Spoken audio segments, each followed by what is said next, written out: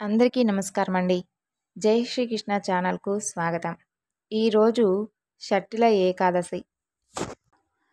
స్వామివారికి ఎంతో ప్రీతికరమైనటువంటి ఈ రోజున సత్యనారాయణ స్వామివారి యొక్క వ్రతకథను భక్తి శ్రద్ధలతో విన్నవారికి స్వామి అనుగ్రహం కలిగి ఆయుర ఆరోగ్యాలతో అష్టైశ్వర్యాలతో ఉంటారు. ఒకనాడు శౌనకాది మహామునులందరూ కలిసి నైమిషారణ్యంకు వెళ్ళి అక్కడ ఉన్నటువంటి సూత మహర్షుల వారిని దర్శిస్తారు.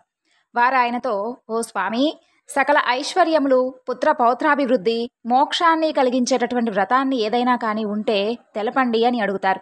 అందుకు ఆయన, ఓ శౌనకాది మహామునులారా, పూర్వం ఇదే ప్రశ్నను నారదుల వారు విష్ణుమూర్తిని అడిగారు. ఆ విశేషాలను మీకు చెబుతాను, శ్రద్ధగా వినండి అంటూ పూర్వం యోగీశ్వరుడైనటువంటి నారద మహాముని ఈ లోకక్షేమం గురించి సకల లోకములు తిరిగాడు.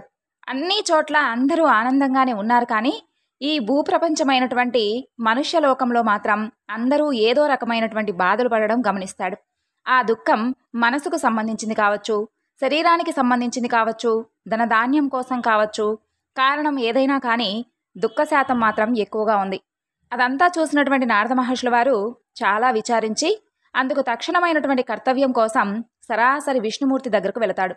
అక్కడ నిర్మలమైనటువంటి శరీర కాంతితో 4 చేతులలో శంకుచక్ర గదా పద్మములు కలిగినటువంటి సర్వాలంకృతుడైనటువంటి విష్ణుమూర్తిని దర్శించి భక్తితో పూజించి, ఓ పరమేశ్వర, నీవు అపరిమితమైనటువంటి శక్తి గలవాడవు, ఈ సర్వలోకాలకు మేలు చేయగలవాడవు, భక్తుల కోరికలు తీర్చగలవాడవు, కాబట్టి స్వామి మీకొక మాట చెప్పాలి అని అంటాడు. అందుకు విష్ణుమూర్తి, భక్త, ఏమిటి నీ కోరిక అని అడుగుతాడు. దానికి నారద మహర్షుల వారు, ఓ భగవంతుడా, ఈ మానవలోకంలో ప్రతి ఒక్కరూ ఏదో ఒక విధంగా బాధపడుతూ ఉన్నారు. ఒక్కరు కూడా సంతోషంగా నాకైతే కనిపించలేదు. వాళ్ళ కష్టాలు తీరేటటువంటి మార్గమే లేదా స్వామి? నువ్వు తలుచుకోవాలే కానీ వారికి తగినటువంటి తరుణోపాయం చూపించలేవా? నా మీద నీకు ఏమాత్రం దయ ఉన్నా వాళ్ల మీదకు ఆ కృపారసాన్ని విస్తరించు అని అడుగుతాడు. నారదముని యొక్క దయాగుణానికి సంతోషించి ఆ దేవదేవుడు, ఓ నారద, లోక శ్రేయస్సుకు నువ్వు మంచి చేయదలుచుకుంటే నేనెందుకు నీకు సహాయపడను చెప్పు? మానవులు తలుచుకోవాలే కానీ వారి కష్టాన్ని చిటికలోనే వారే తొలగిపోయేటటువంటి ఒక గొప్ప వ్రతం ఒకటి ఉంది. ఎంతో పుణ్యం కలిగించేటటువంటి, కష్టాలను నివారించేటటువంటి వ్రతం. దాని పేరే సత్యనారాయణ వ్రతం. దానిని యథావిధిగా ఆచరిస్తే ఇహలోకంలో సర్వసుఖాలు, పరలోకంలో మోక్షము రెండూ కలుగుతాయి అని చెబుతాడు. ఓ స్వామి, ఆ వ్రతఫలం ఎలాంటిది? దాని విధానం ఏమిటి? ఇంతకుముందు దీనిని ఎవరు చేశారు? ఎప్పుడు చేయాలి? ఇవన్నీ వివరంగా చెప్పండి అని నారద మహర్షి అడుగుతాడు. అప్పుడు ఆ శ్రీహరి, దీనిని ఆషాఢంలో కానీ, కార్తీక మాసంలో కానీ, మాఘమాసంలో కానీ, వైశాఖంలో కానీ, ఏకాదశి రోజు కానీ, పూర్ణిమ నాడు కానీ, సూర్య సంక్రమణ రోజును కానీ చేస్తే విశేషమైనటువంటి ఫలితం ఉంటుంది. అలా అని మిగతా రోజుల్లోనే చెయ్యాలి అని ఏమీ లేదు. ఏ రోజన్నా, ఏ నెలలో అయినా, ఏ సంవత్సరంలోనైనా చేయవచ్చు.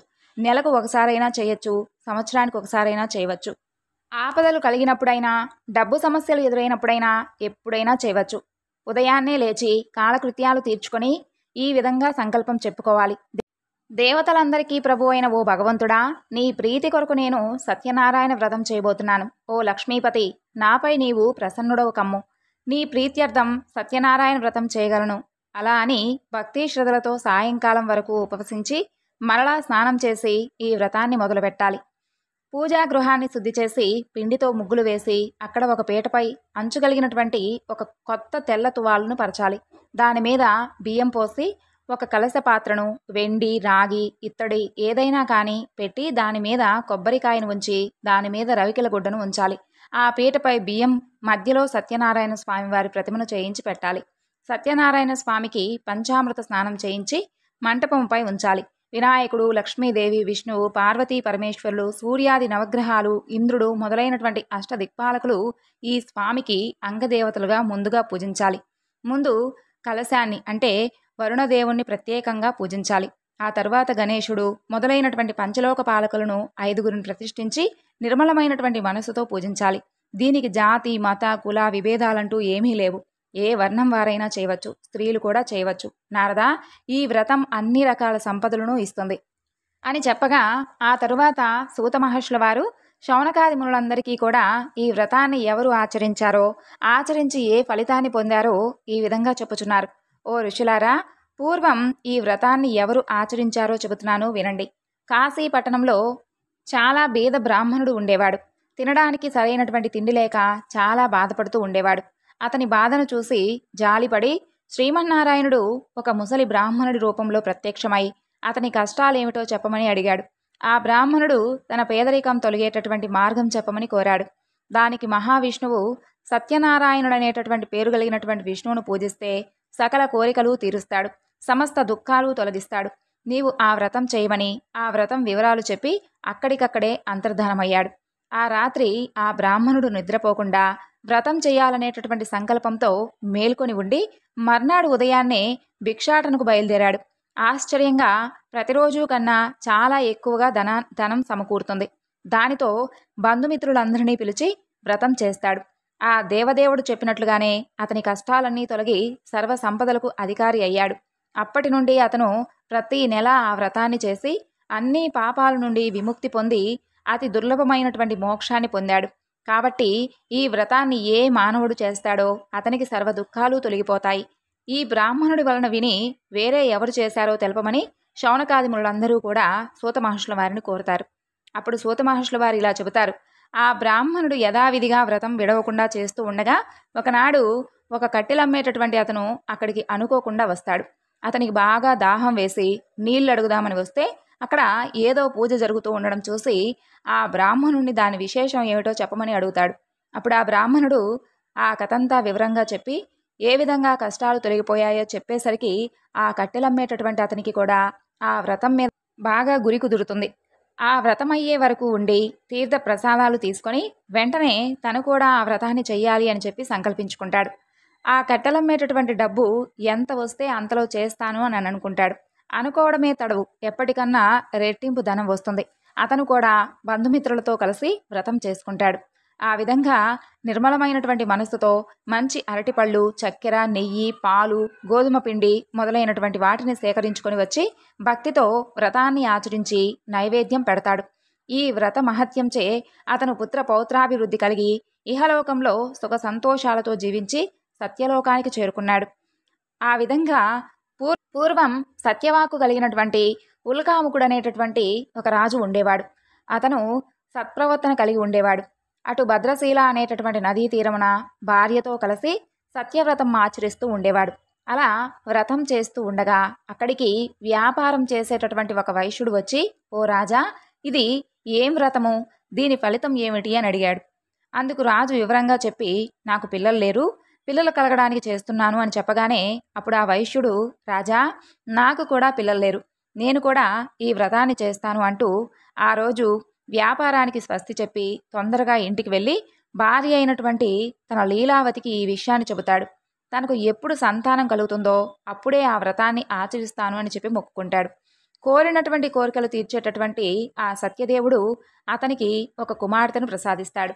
ఆపద మొక్కులు సంపద ముప్పులు అనే మాటను ఊరికే రాలేదు కదండి. అమ్మాయికి కళావతి అని నామకరణం చేస్తారు. కానీ ఆ వేడుకలో స్వామివారిని మర్చిపోతాడు. ఆ అమ్మాయి పెరిగి పెద్దదవుతుంది, యుక్త వయసుకు వస్తుంది. భార్య సత్యదేవుని మొక్కు గురించి ఎప్పుడు గుర్తు చేసినా కూడా అమ్మాయి పెళ్లిలో చేద్దాంలే అని మాటను దాటేస్తూ ఉండేవాడనమాట. ఆ విధంగా అతను ఆ విషయం గురించే మర్చిపోయాడనమాట. చివరికి తగినటువంటి వరుణి గురించి విచారిస్తూ కాంచీపురంలో గుణవంతుడు, అందగాడు అయినటువంటి వైశ్య కుమారుడు ఒకడు ఉన్నాడని చెప్పి విని అతనితో పెళ్లి నిశ్చయిస్తాడు. అప్పుడైనా మాట నిలబెట్టుకుంటాడా అంటే పెళ్లి సంబరంలో పడిపోయి ఆ దేవదేవుణ్ణే మర్చిపోతాడు. దేవుడి సహనానికి కూడా ఒక హద్దంటూ ఉంటుంది కదా. దాంతో నారాయణమూర్తి బాగా కోపించిన వాడై తగినటువంటి సమయం కోసం వేచి చూస్తూ ఉంటాడు. కొంతకాలం అయ్యాక మామ అల్లుడు కలిసి వ్యాపార నిమిత్తం చంద్రకేతు రాజకుమారుడు ఉండేటటువంటి రత్నసానుపురం అనేటటువంటి అక్కడకు ఆ పురానికి వెళతారు. ఆడిన మాట తప్పినటువంటి ఆ వైశ్యునికి గొప్ప దుఃఖం కలగాలని చెప్పి సత్యనారాయణ స్వాముల వారు ఆయన్ను శపిస్తాడు. ఆ శాపవశంచే ఎవరో చేసినటువంటి నేరానికి వీళ్లు బలవుతారు. కొంతమంది దొంగలు రాజుగారి ఖజానా నుండి సొమ్ము దొంగలించి భటులు వెంటబడుతూ ఉంటే భయపడిపోయి ఆ వైశ్యులు ఉన్నటువంటి చోట ఆ డబ్బును వదిలేసి పారిపోతారు. ఇంకేముంది, ఆ భటులు మామ అల్లులను పట్టుకొని వెళ్తారు. ఇక రాజు వారిని భయంకరమైనటువంటి కారాగృహంలో బంధించి వాళ్ళ డబ్బంతా స్వాధీనపరుచుకుంటాడు. వాళ్ళు కష్టాలు అక్కడితో ఆగిపోలేదు. సత్యనారాయణ స్వామివారి శాపవశాన అక్కడ ఇంటి దగ్గర పరిస్థితి కూడా విషమించిపోతుంది. ఇంట్లో దొంగలు పడి సొమ్మంతా అపహరించేస్తారు. కనీసం తినడానికి తిండి లేక, సరైనటువంటి ఆరోగ్యం లేక ఇల్లిల్లు తిరిగి డబ్బు సంపాదించి బ్రతికేవారు. అలా తిరుగుతూ ఉండగా కళావతి ఒకరోజు ఒకరింట్లో సత్యనారాయణ స్వామి వారి యొక్క వ్రతం చేస్తూ ఉంటే చూసి చివరి వరకు అక్కడే ఉండి తీర్థ ప్రసాదాలను తీసుకొని ఇంటికి వస్తుంది. ఆలస్యంగా ఇంటికి చేరినటువంటి తన కూతుర్ని ముందు విషయం గురించి తెలుసుకోకుండా నానా దుర్భాషలాడుతుంది ఆ తల్లి. ఆ తర్వాత విషయం విని తన తప్పును తెలుసుకుంటుంది. అంతేకాకుండా తాము మరిచిపోయినటువంటి సత్యదేవుని వ్రతం ఇప్పటికైనా చెయ్యాలి అని చెప్పి నిశ్చయించి భర్త అల్లుడి రాక కోసం కూడా ఆగకుండా వెంటనే బంధుమిత్రులతో సహా ఆ వ్రతాన్ని నిష్ఠగా చేసి భక్తితో ఆ భగవంతుణ్ణి వేడుకుంటుంది. తన భర్తను అల్లుణ్ణి క్షేమంగా ఇంటికి చేర్చమని కోరుకుంటుంది. పశ్చాత్తాపానికి మించినటువంటి శిక్ష లేదని, లీలావతి పశ్చాత్తాపానికి అలాగే భక్తి శ్రద్ధలకు కరిగిపోయినటువంటి ఆ సత్యదేవుడు వెంటనే తగినటువంటి చర్య తీసుకుంటాడు. ఆనాడు సత్యదేవుడు చంద్రకేతు మహారాజు గారి కలలో కనిపించి ఆ వైశ్యులు అమాయకులని, వాళ్ళని విడుదల చేసి వాళ్ళ డబ్బులు వాళ్లకు ఇచ్చేసేయమని చెప్పి, అలా చెయ్యనటువంటి పక్షంలో అతనికి రాజ్య నష్టం, పుత్రశోకం, ధన నష్టం కలుగుతుందని చెబుతాడు. సత్యదేవుడు కోరినటువంటి రీతిగానే ఆ రాజు మర్నాడు నిండు కొలువులో తన స్వప్న వృత్తాంతం చెప్పి ఆ వైశ్యులను చెర నుండి విడిపిస్తాడు. ఆ వైశ్యులకు ఇక భయం లేదని, దైవవశం వలన ఈ దుఃఖం కలిగిందని చెప్పి వారికి స్నానపానాదులు చేయించి మంచి బట్టలు ఇచ్చి వారికి రెట్టింపైనటువంటి ధనాన్ని ఇచ్చి వెళ్ళి రమ్మని చెప్పి ఆశీర్వదించి పంపిస్తాడు. రాజు వద్ద సెలవు తీసుకున్నటువంటి ఆ వైశ్యులు తమ ఊరికి తిరుగు ప్రయాణం చేస్తూ ఉంటారు. వారిని పరీక్షించేందుకు సత్యనారాయణ స్వామివారు త్రిదండి సన్యాసి వేషధారి అయి వచ్చి మీ ఓడలో ఏముంది అని అడుగుతాడు.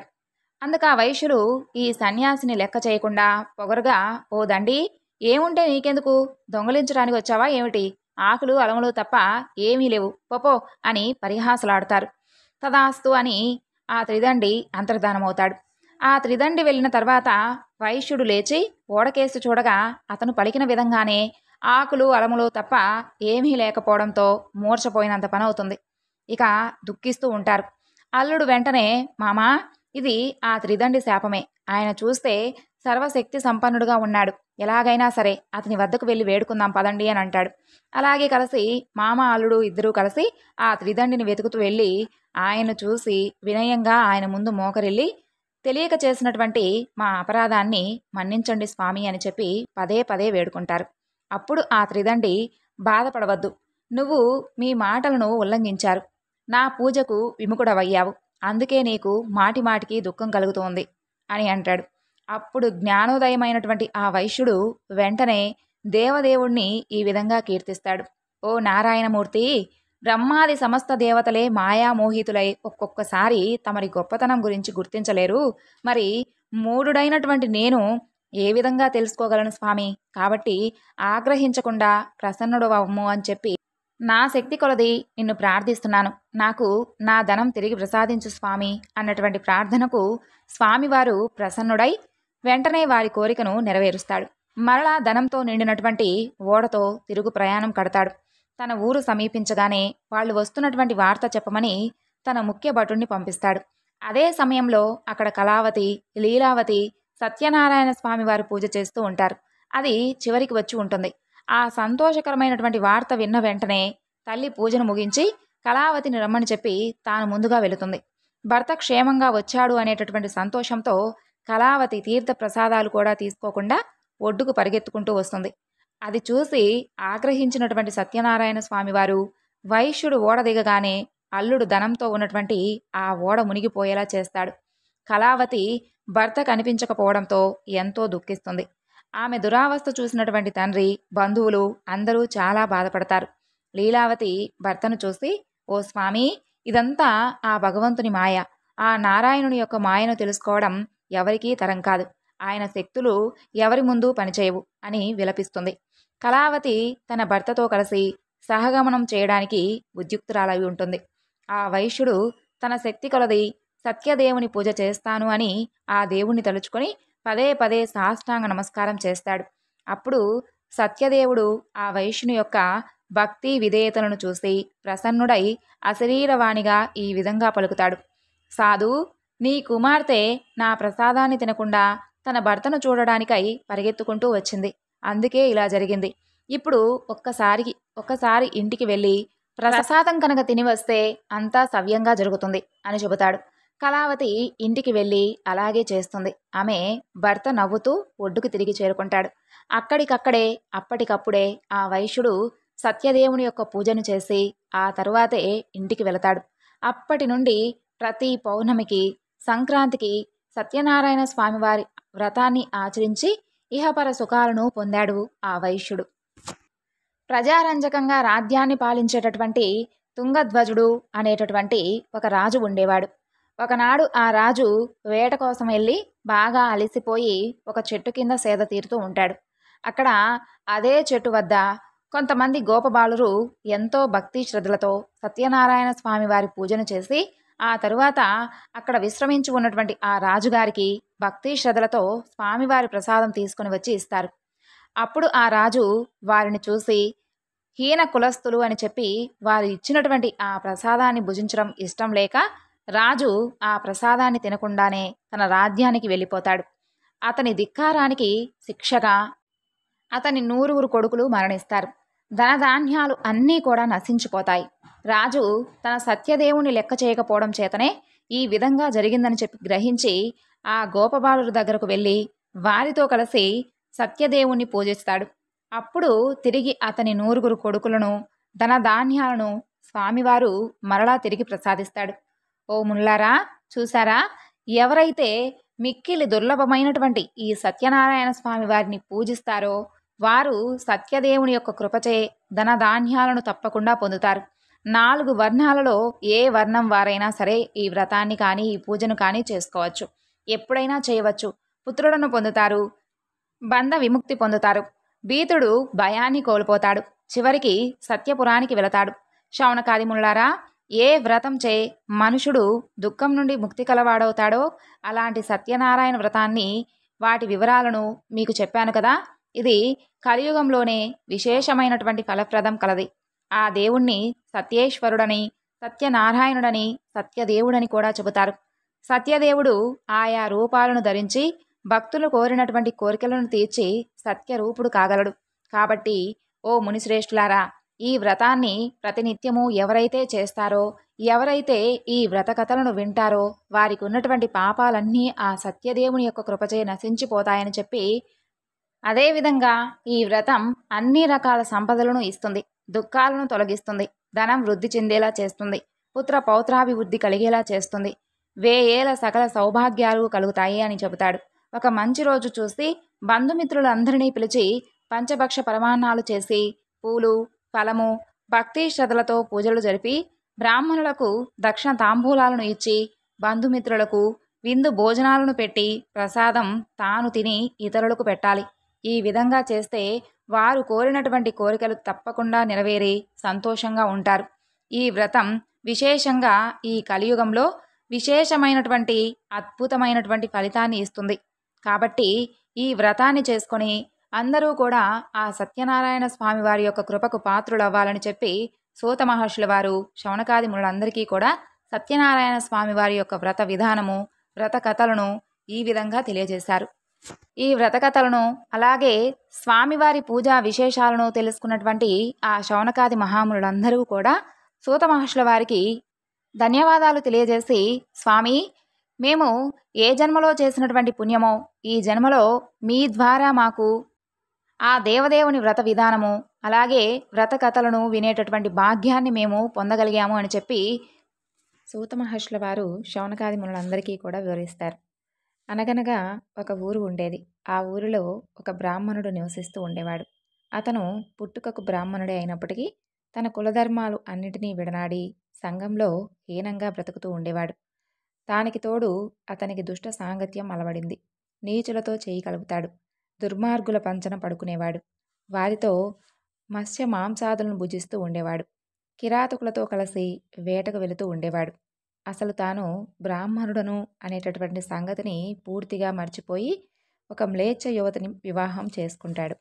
భోగ విలాసాలతో రేయింబవళ్ళు వ్యత్యాసం తెలియకుండా కాలం గడుపుతూ ఉన్నటువంటి అతనికి ఒకనాడు ధనాన్ని సంపాదించాలి అనేటటువంటి ఆశ కలుగుతుంది. అందుకోసమై కొందరు శ్రేష్ఠులతో, అంటే కొందరు స్నేహ సంబంధాలు ఏర్పరచుకొని ఉన్నాడు కదా, వారితో కలిసి వాణిజ్యం నిమిత్తమై దూర తీరాలకు ప్రయాణించడానికి వారితో కలిసి ప్రయాణమవుతాడు. అలా వెళ్ళగా వారు ఒక కారడవిని దాటవలసి వస్తుంది. కొండ గుహలతో, పశుపక్షాదులతో, క్రూరమైనటువంటి జంతువులతో చిమ్మ చీకటిగా ఉన్నటువంటి ఆ అడవి గుండా ఆ వర్తక బృందం ప్రయాణిస్తూ ఉంటుంది. అంతలో అకస్మాత్తుగా ఒక మదపుటేనుగు ఆ బృందం మీదకు విజృంభిస్తూ వస్తుంది. ఆ బృందంలోని వారెవ్వరికీ కూడా అప్పుడు ఏం చేయాలో తోచలేదు. చెట్టుకొకరు పుట్టకొకరుగా చెల్లాచెదురవుతారు. ఈ దుష్ట బ్రాహ్మణుడు దిక్కుతోచినటువంటి దీనావస్థలో దారి తెన్ను కానక భయంతో పరిగెత్తినటువంటి కారణంగా పూర్తిగా అలసిపోతాడు. తన ఉనికిని తానే గ్రహించేటటువంటి స్థితిలో కూడా లేడనమాట. అందుకోసమై ప్రాణరక్షణ కోసం ముందు ప్రాణరక్షణే పరమౌషధం అని చెప్పి అనిపిస్తుంది అతనికి. అప్పటికే ఆ బృందం నుండి చాలా దూరం వచ్చేస్తాడు. అదంతా ఒక కొత్త ప్రాంతం. పూర్తిగా అలసిపోయినటువంటి కారణాన ఇక ఒక్క అడుగు కూడా ముందుకు వేయలేకపోతూ ఉంటాడు. ఆకలి దప్పికలు బాధిస్తూ ఉంటాయి. చాలా దయనీయమైనటువంటి స్థితిలో అలసి సొలసి ఒక చెట్టు నీడను కూలబడి ఉంటాడు.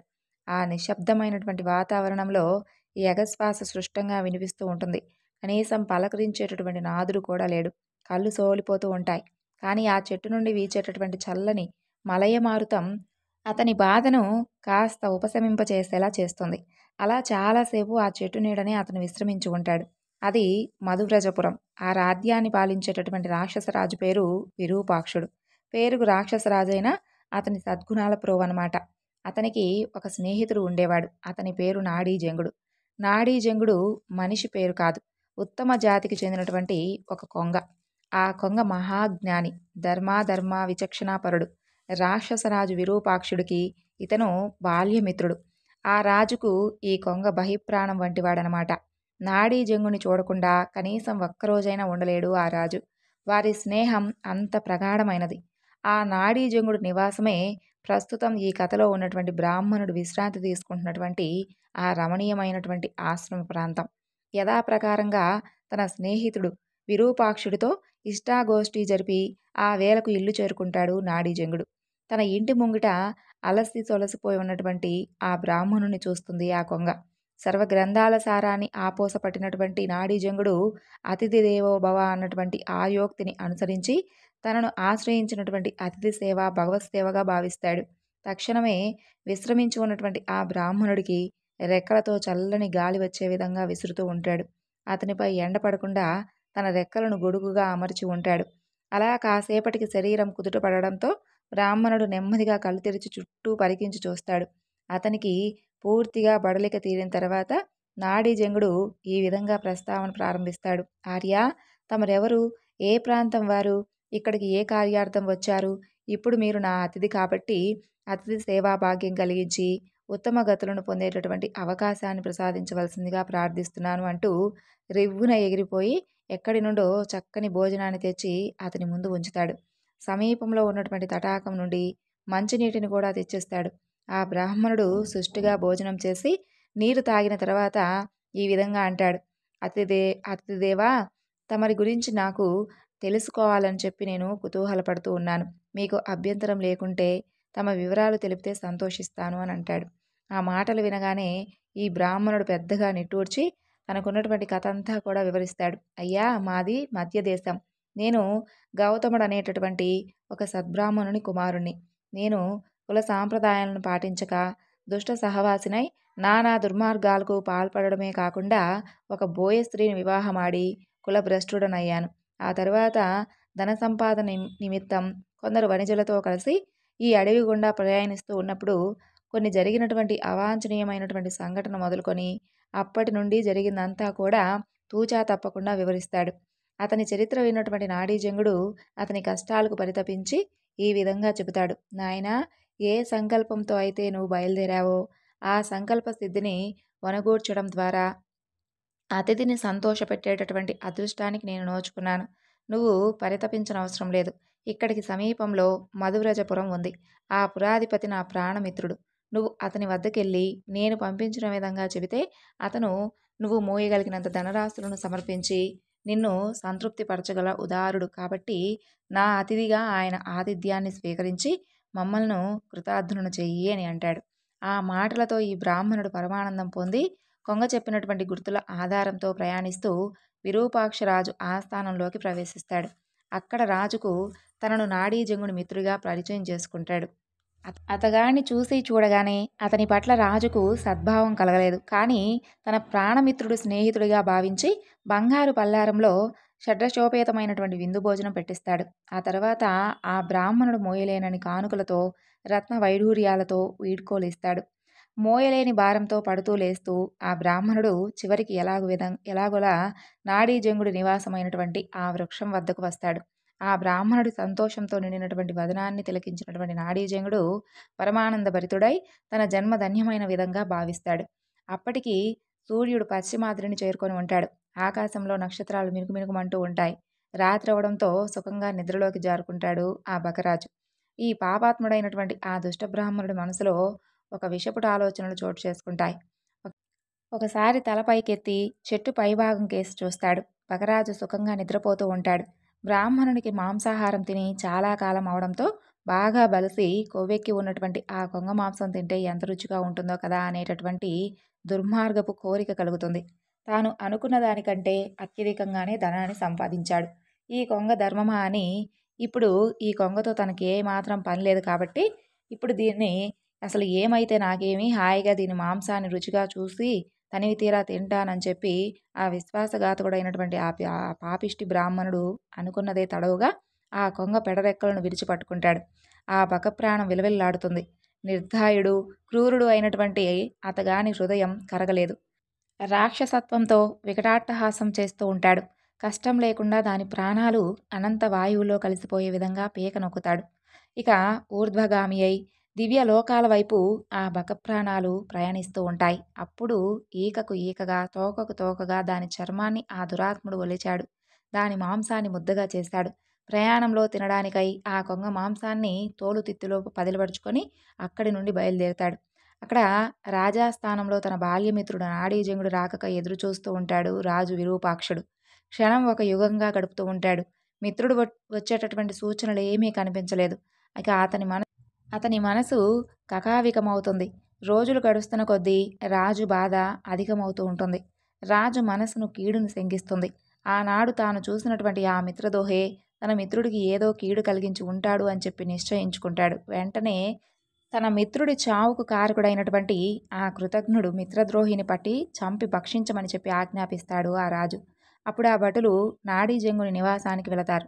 అక్కడ పడి ఉన్నటువంటి కొంగ ఎముకల గూడు వారు కంటపడుతుంది. వెంటనే 4 దిక్కులా హుటాహుటిన ఆ దురాత్ముడి కోసం అన్వేషిస్తూ ఉంటారు.